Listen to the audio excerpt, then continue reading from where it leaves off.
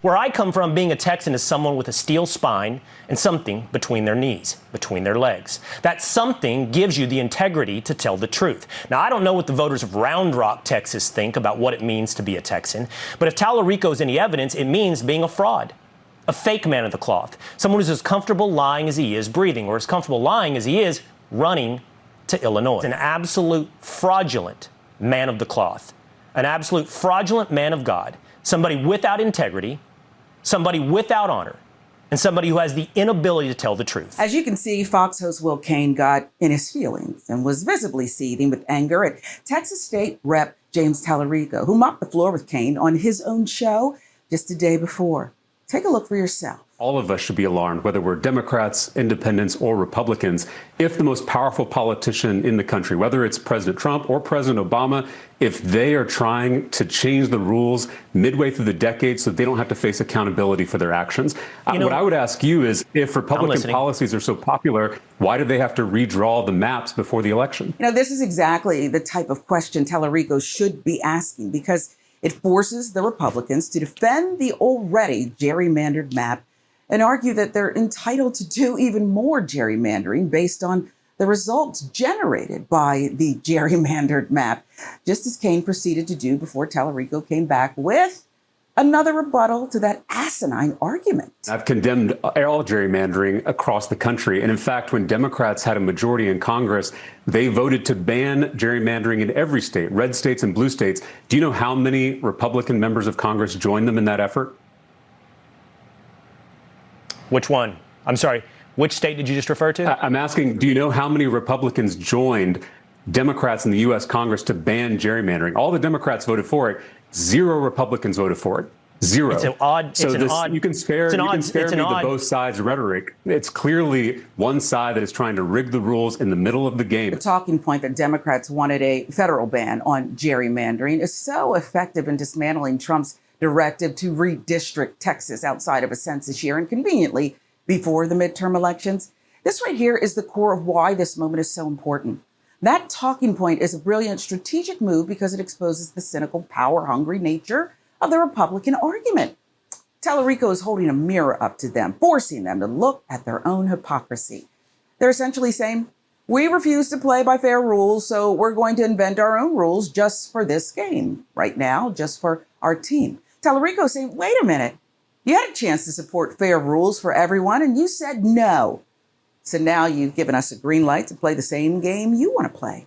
That's the power of that argument. It just kind of flies in the face of reality when I look at the state of Massachusetts, where Donald Trump gets 35% of the votes, and there are 0 Republican representatives. My party has never gerrymandered in the middle of the decade at the request of the President of the United States, nor would we. The only way this is going to happen in blue states is if Texas executes this power grab. You mentioned Massachusetts. Right. Do you know the party of the governor that signed that map into law?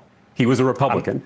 It was a Republican governor that signed that map into law. So I just want to be clear with our facts, and I don't want to muddy the waters. And this is the point in the interview that really explains why Cain reacted the way he did, not even a full 24 hours later. If Republican policies are popular, why do they need to redraw these maps? Why can't they just run on their policies?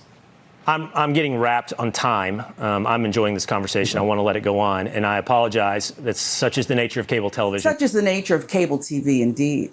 And that's the truth. This was a perfect storm where a principled stance and excellent communication skills met a host who was woefully unprepared to actually debate the topic. As for useful takeaways from the exchange, Talarico's communication skills and his principled stance on gerrymandering were on full display. He didn't just talk, he educated. He didn't just argue, he dismantled. Meanwhile, Cain failed to actually rebuke Talarico and made himself look weak to the audience. He looked weak because he didn't have a coherent, logical argument to make. His anger was a byproduct of that weakness. The difference here is, to Talarico's point, only one party is engaging in mid-cycle redistricting for the express purpose of granting the God King his wish to consolidate power for his party in midterms. And the other difference, also to Talarico's point, is that only one party wants to change it.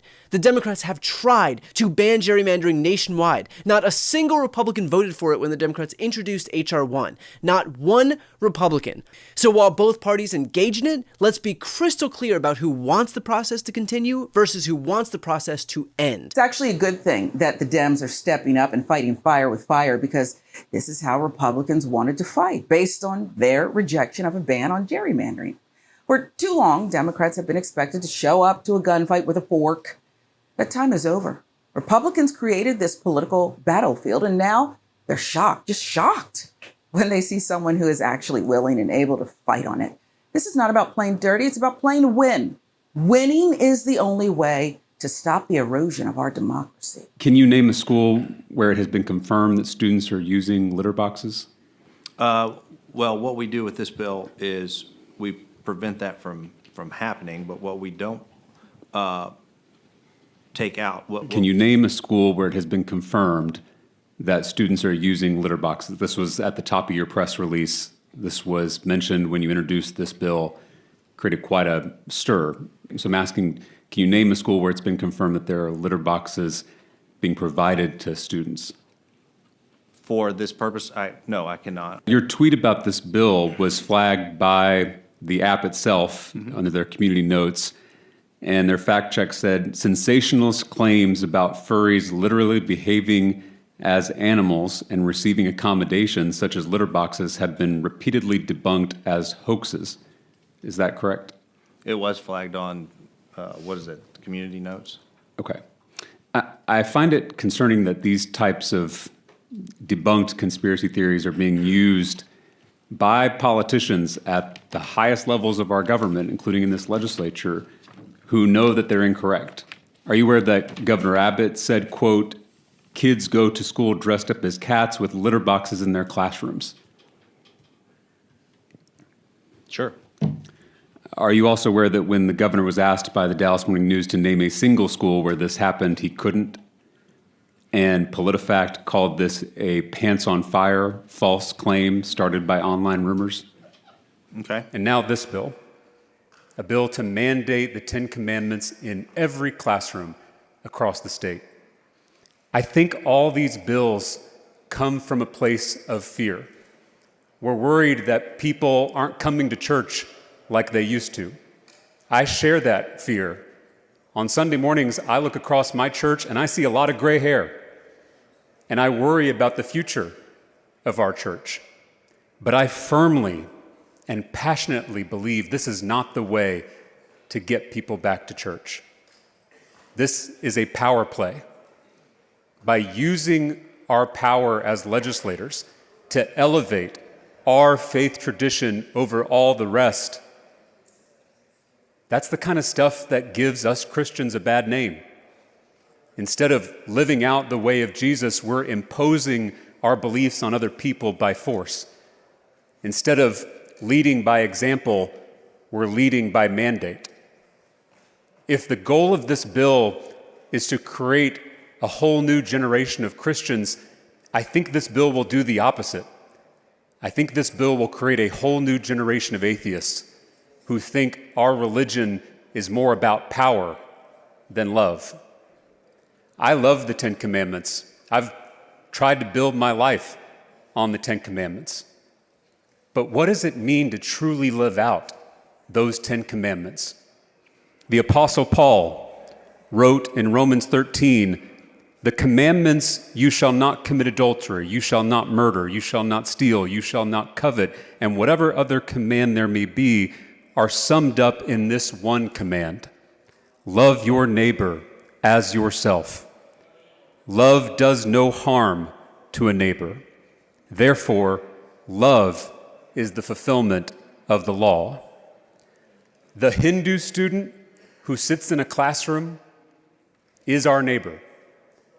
The Buddhist student who sits in a classroom is our neighbor. The Sikh student who sits in a classroom is our neighbor. The atheist student who sits in a classroom is our neighbor.